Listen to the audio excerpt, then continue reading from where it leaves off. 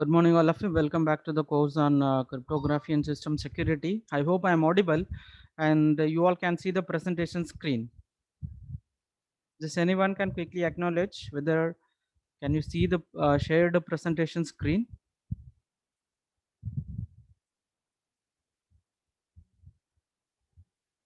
Okay, thank you.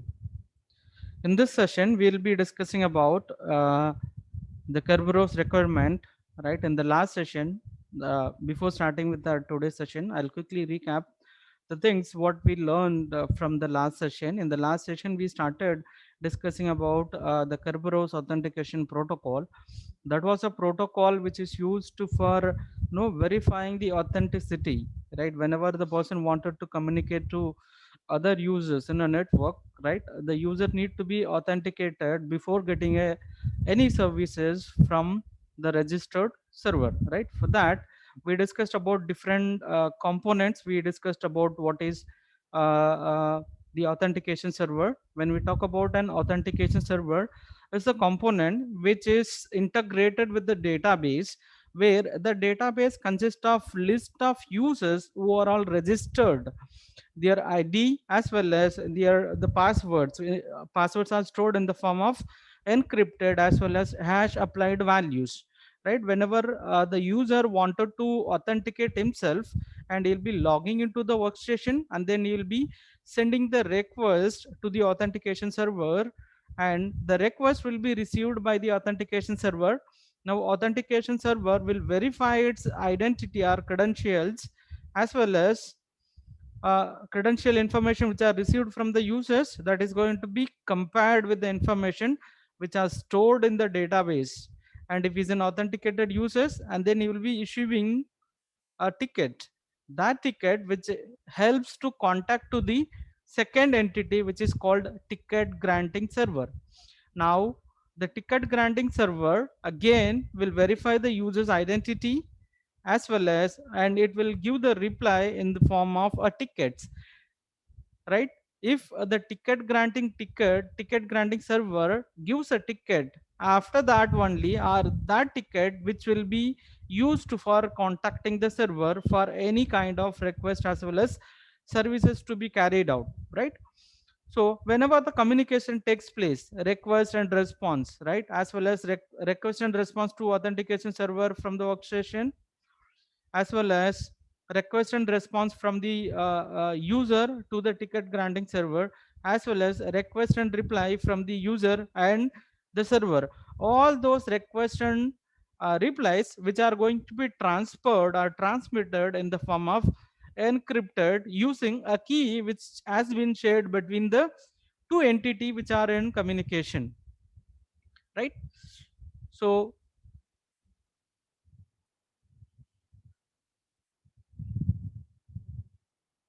just okay, so that is what we discussed in the last session, and we are going to continue with that. We are going to extend the same topic with the other important facts, other important terms, right? Before that, we'll discuss about the Kerberos requirements, right? So in order to implement the Kerberos authentication protocol, it needs to satisfy these requirements, right? The first thing is that the security, and the second one is reliability, transparency, as well as the final one is the scalability, right? So if we say that the Kerberos authentication protocol is more strong, and this needs to fulfill all these four requirements, right? So all these things which are implemented, which is based on another protocol, which is Needham's corridor protocol, that we'll be discussing in the next sessions, right? And we'll discuss detailing about all the requirements, what is this, what it's try to achieve in this requirements. So when we talk about security, if any application uses this Kerberos authentication protocol mechanisms, right, the first requirement it needs to fulfill is a secure, whether the authentication protocol or authentication mechanism is secure, because this authentication Kerberos authentication protocol can be used within a network or out of the network, that means a distributed network, right? In that cases, all the informations, suppose if the user wanted to prove its authentication, right? It needs to send the credentials through the network in terms of username and password, right?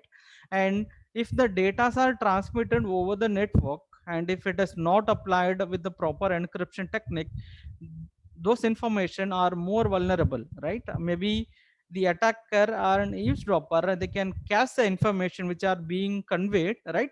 And that will compromise the security, right? By the way, the Kerberos authentication protocol mechanism should be strong enough that the potential opponent does not find it to be a weak link. That means that the potential opponent here will assume is an attacker, and he should not get any chances.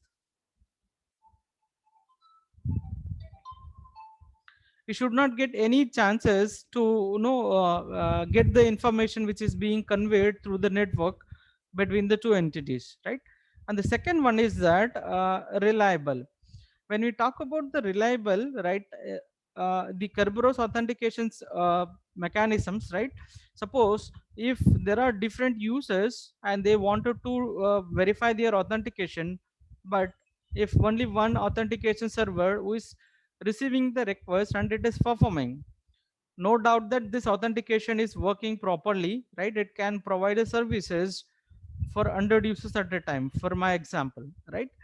What happen if this authentication server itself crashes, maybe due to some technical error or due to some other faults? If the authentication server itself not able to work, in that cases, right, the entire the subsequent operations which will not be processed further, because in order to get the ticket, in order to contact our ticket granting server, the authentication server's ticket which is required mandatorily, otherwise the further communication will not be takes place, right? So in that cases, it is required to have an alternate backup, so that we can call it as a proxy. In case if any resources or any centralized resources get failed, right, the another backup system which will take the in charge and which will further continue its all the process, right? So by the way, if the authentication server fails, and automatically the backup proxy server which will start giving the authentications whenever if the request is received from the users, right? So this is reliable. So that reliable means that should not rely on a single resource, right? If the authentication server fails, again there should be another authentication server. If the ticket granting server fails, again there should be the another ticket granting server which has to be the backup. Again, very similarly, if you know that if the server gets crashed, there should be another alternate backup, right? The server will take in charge and that will start providing services to the users, right? That is reliable, maintaining the required backup to provide uninterrupted services to the customer. And when we talk about the third requirement, which is transparent, right? Transparent, again, so this is a transparency. We could say that there are certain informations which are supposed to be hidden from the other users as well as other entity who are all present in the network. That means that so the user as well as other entities should not aware that what is happening behind the screen. It should be the authentication should be completely black box, rather than the user may suppose to enter only the password or credentials, and the authentication transmission of data, and then how it is verifying the authenticity, all the things that should be hidden from the users as well as other entity in the network, right? That is a transparency. So again, there are different types of transparency. Location transparency, where that should not no location transparency will not give any information about where your server is placed, right? Kind of things, there are different types of transparency. But basically when we talk about the transparency here, we are going to restrict what is happening. This is called a process transparency, right? So what is the process which is happening behind the screen or behind the operation, which should be hidden from the users. Again, there are different transparency, which is a migration transparency. Suppose if one resource is migrated, maybe a file or maybe any devices which are located from one place to other places, right? That should not be intimated to the client. That is not required. But only thing is that whenever the client requests the particular file, irrespective of the location where it is stored, right? And that file access to be given to the users. So again, so this is migration transparency, right? I hope this is clear. When we talk about a transparency, there are certain things which are to be hidden from the users, right? Again, when we talk about the last requirement, which is scalable, right? When we talk about the scalable any system, right?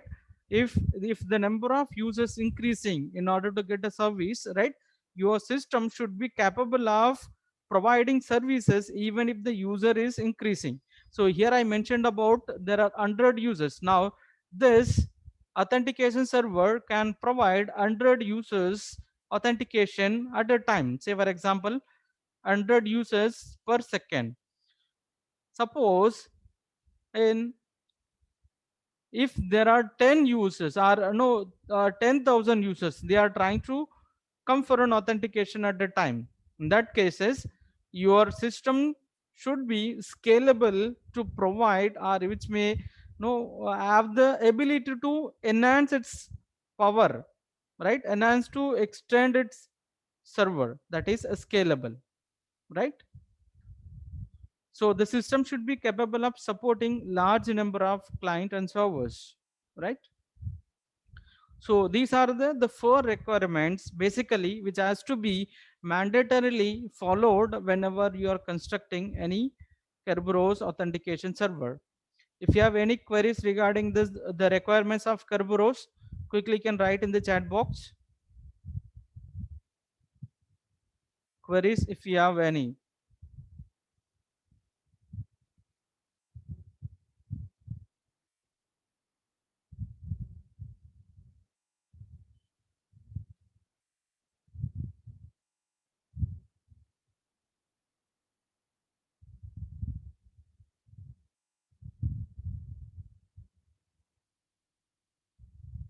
Okay.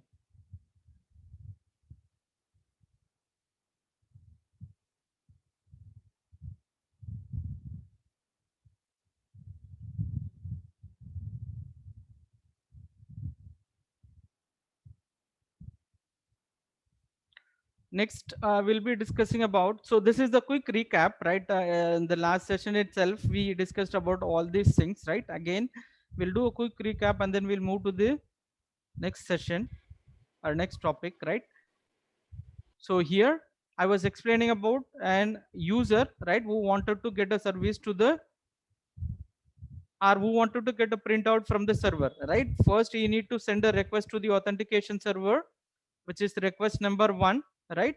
And then so by receiving this information and from the database, the authentication will be carried out. If it's an authenticated users, now this authentication server will issue a ticket, right? Along with the information which is, or along with the information which is called a session key, or the entire information which has to be encrypted using a session key which is shared, right? Again, so you will get the information. The ticket cannot be decrypted because the ticket is encrypted with the other element which is only encrypted or decrypted between these two entity, right? Now you will receive the ticket, the user will receive the ticket with the help of the ticket, and he will send a request to the ticket granting server. Now the ticket granting server will issue a ticket. Now this ticket is encrypted using a key which is only known between these two users, ticket granting server as well as the server.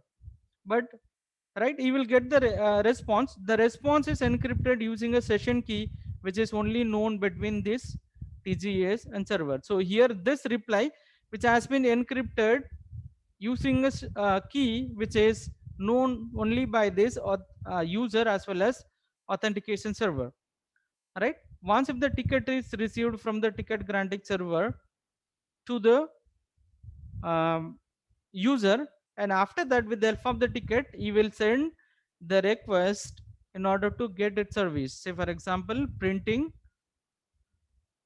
right?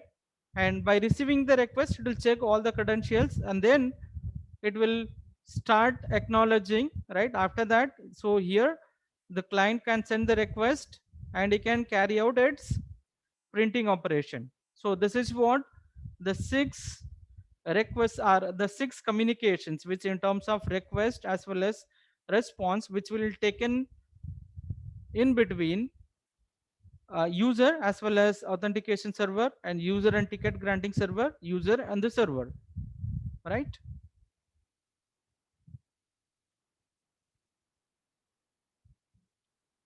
So next we'll discuss about the notations, right? What are the notation which are used? We discussed about the verbally or no the common the terminologies, but when we talk about the notations, how what are the information which are going to be conveyed, right? The first, the request is which is the client to authentication server, and that we will the request will be identity of the client, idcz identity of the client, and then id of the tgs. So here this is identity of the ticket granting server to which the client wants to communicate, right? And the second thing is that it is a response which is sent by the authentication server to the client, which is it will give a ticket to contact the TGS, as well as a session key which is generated, right? Session key which is again a valid, I mean which has only the particular time duration validity. After that, the entire information which has been encrypted, right? Encrypted using a key. This can be called as a session key or secret key, right? This entire information which is going to be encrypted. Once if the information is received, right, he will decrypt this and he will get the ticket, right? Now client to the TGS, so this request will consist of this information: identity of the client, and then identity of the server or name of the server to which the client wants to communicate, and along with that he will send the ticket which has been received from the authentication server. Now this is authentication server, now this is TGS, right? Now this ticket one, the ticket which is issued by the authentication server, which will consist of this information, right? Identity of the client, so this ADC which is address of the network, and then identity of the TGS, and this is TS1 which is TS1 which stands for timestamp, right? And then along with the timestamp it will have the lifetime which is validity. The ticket is valid only for the particular time duration, right? After that the ticket, it's kind of no certain kind of a session key, right? The ticket which is valid only for the particular time duration, after that the ticket will expire automatically, right? And so here this uh, I was explaining about when we talk about the third communication, which is client to the TGS, and by receiving the request, now the TGS will issue an another ticket which is used to communicate or contact to the server. That ticket which consists of all this information which are identity of the client, and then address, and then identity of the server. Identity of the server means which is name of the server. There can be, so for the easy understanding, in the previous session on the previous slide I shown you only one server, but actually there can be n number of servers, n number of servers, many number of servers, I could say that, right? So each and every server or every resources which has to be named uniquely so that the client can be easily identified. Suppose if the user wanted to, if there are two servers or three servers, server 1, server 2, server 3, out of that client from the remote location he wanted to communicate to the server number 3. So here the idv is that name of the server, which is server 3, right? And then timestamp 2, right? And then lifetime 2, which is with respect to the request or the ticket which is issued by the TGS. Okay, I hope this is clear. Any queries regarding this explanation? So in the exam, for the examination point of view, you may get a question, right? Explain the Kerberos architecture with the notations, where you need to write all these notations. Any queries regarding the explanation?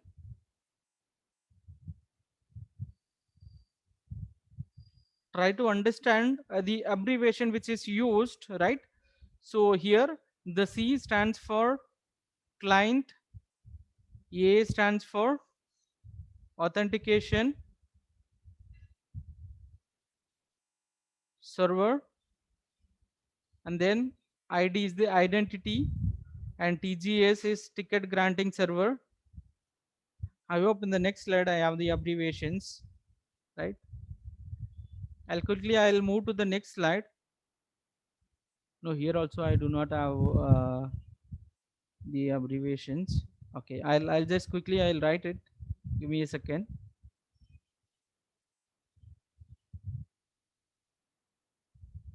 Okay, and V is for server.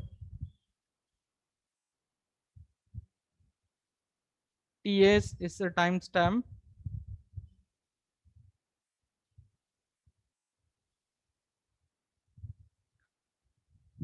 Okay, okay, that's it.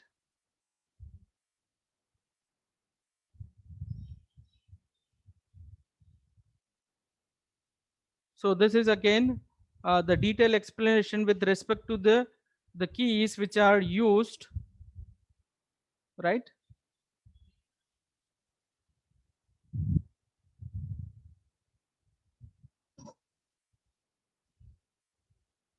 So here the same communication, they have added other parameters with respect to the, see, every communications. What happens, see, when if the informations, if the communication takes place between these two entity without the timestamp, right? I'll explain about why we need to use a timestamp when I explain about Nidam protocol. For time being, you listen each and every request or response which is received between the two entity, which has to be added with the timestamp. The importance for adding the timestamp is that if there is no timestamp in the request or reply, right? So here the communication can take place between the client and authentication server in terms of request. Now any person in the man in the middle, he get the information or he get the request in case though the requests are encrypted or no encrypted using a secret key which is between shared between the two entities, right? So there are again chances that the man in the middle, he can get the request or he can get the information, and then he can decode and then he can send a request which is claimed from the authenticated client. To avoid these things, each and every request which has a timestamp will be generated at the time when the message has been initiated or which has been transmitted from the entity, right? So even if the message is delayed for a second, so that will be easily identified, right, based on the timestamp. So for to avoid this man in the middle attack, every request as well as response which included with the timestamps, the first identity of the client and then identity of the TGS and then timestamp. Okay, and rest of the things which are going to be the same with all the concepts which I explained in the previous slide. In every message or every communication, they are adding the timestamp. Here timestamp 1, here timestamp 2, right here again timestamp 3, here it is supposed to be 3, and then timestamp 4.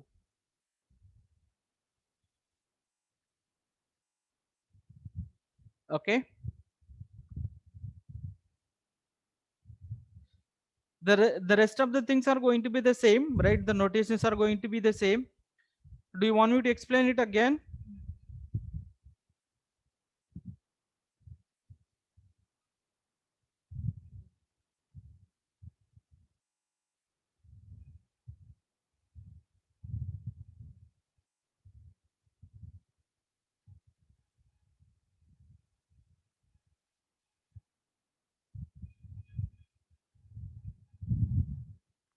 Okay, if you are clear with this,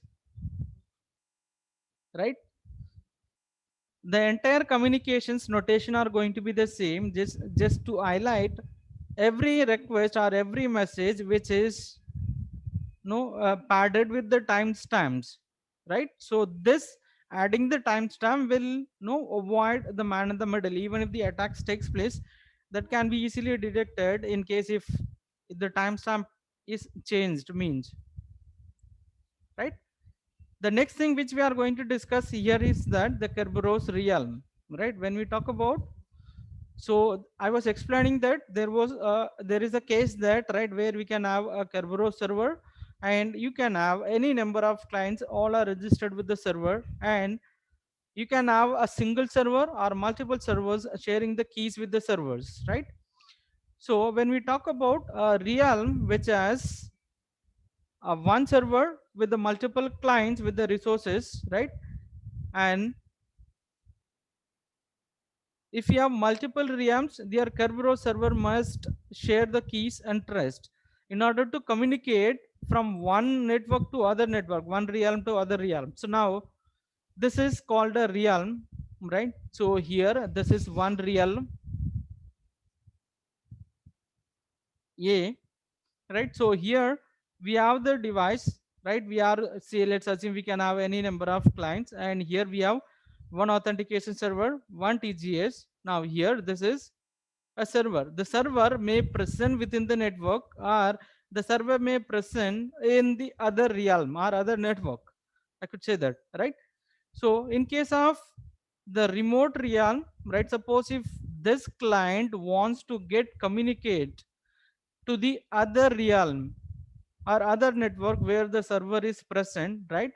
And before that, so here, though the authentication takes place here, and here there is a need of one more authentications which to be takes place before communication. I hope this is clear. Now the first two things, here the request to TGS, and then the TGS gives the ticket, and then, sorry, authentication server which gives the ticket, and the third request and then fourth request are same. Now if suppose if the client wants to get a service from a server which is in present in the remote realm, so now this is, let's assume this is a remote realm,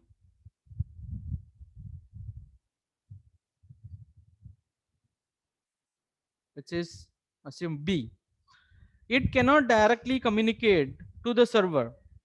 Before that, it needs to be authenticated once again by the TGS which is present in the realm where the server is mounted. I hope this is clear.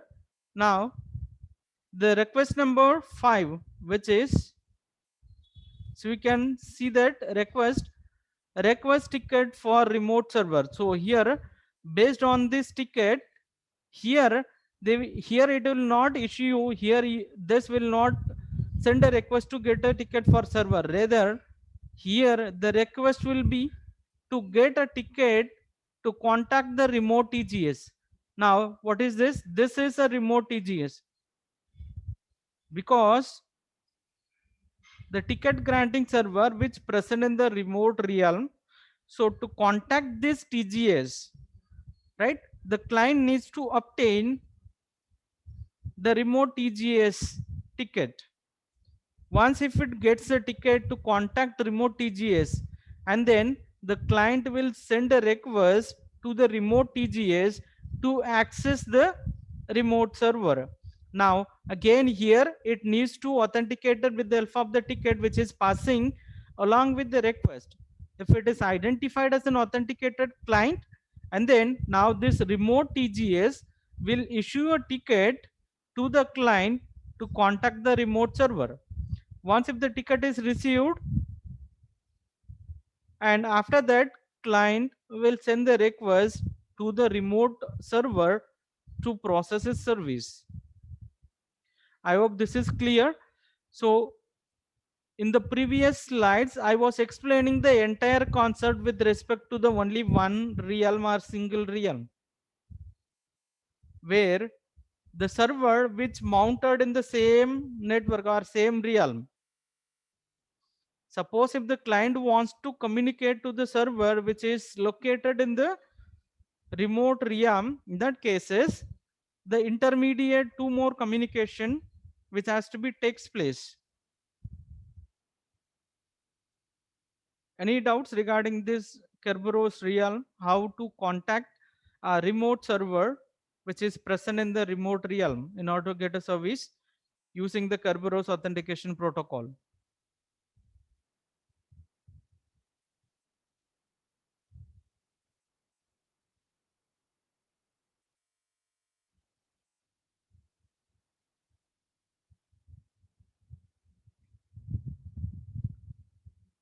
Any doubts?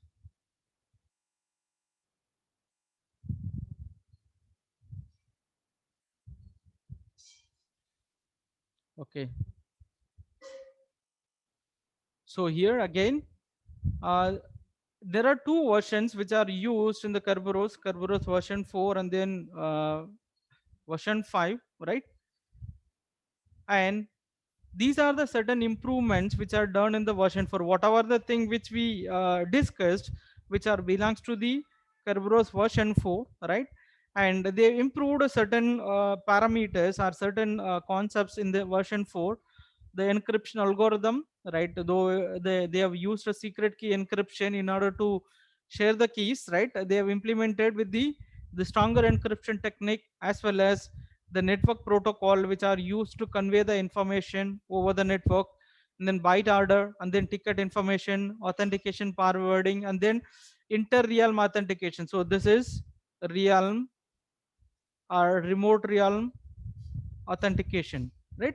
There are certain changes made with this versions, right? And they have improved the efficiency as well as they adapted with the, see, when we are when any protocol, any prototype is developed for a particular time period, right?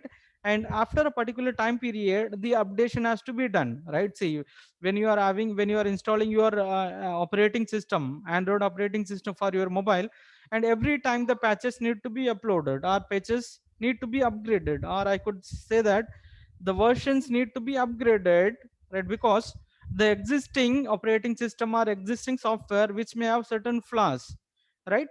The developers, they will be continuously working to improve the efficiency as well as to overcome the shortfalls which present in the existing software. Similarly, this Kerberos version 4 which add a certain shortfalls, and so they improved and they converted into the different versions, which is version 4.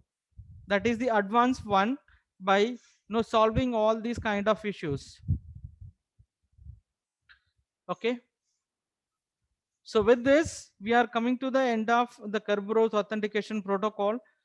If you have any queries regarding the authentication protocol, quickly you can write in the chat box.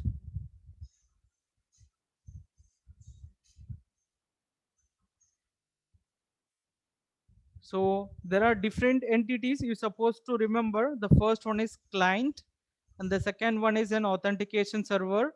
The third one is a ticket granting server, and the fourth one is server, right?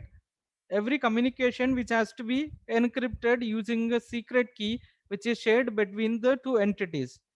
Client to authentication server means again the request and reply between the client and authentication server which has to be encrypted. And every entity authentication server as well as ticket granting server will issue a ticket to communicate to the next devices. Again, the ticket cannot be decrypted by the client. The ticket can be decrypted only by the next element, right? If authentication server issue a ticket, that ticket which can be decrypted only by the ticket granting server. Suppose if the ticket granting server issuing a ticket to contact a server, that ticket cannot be decrypted by the client, but the ticket can be decrypted only by the server, right? The ticket is encrypted a key between the two entities which are the direct, maybe the source as well as the destination, right? Not by the client. I hope this is clear.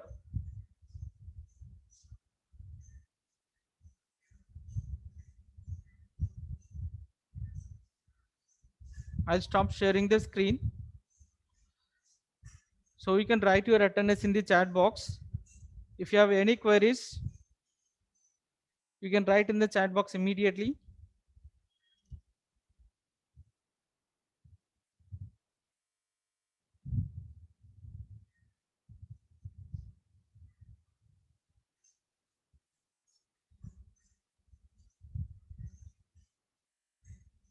Okay, if there are no more queries, then we'll end the session now, right?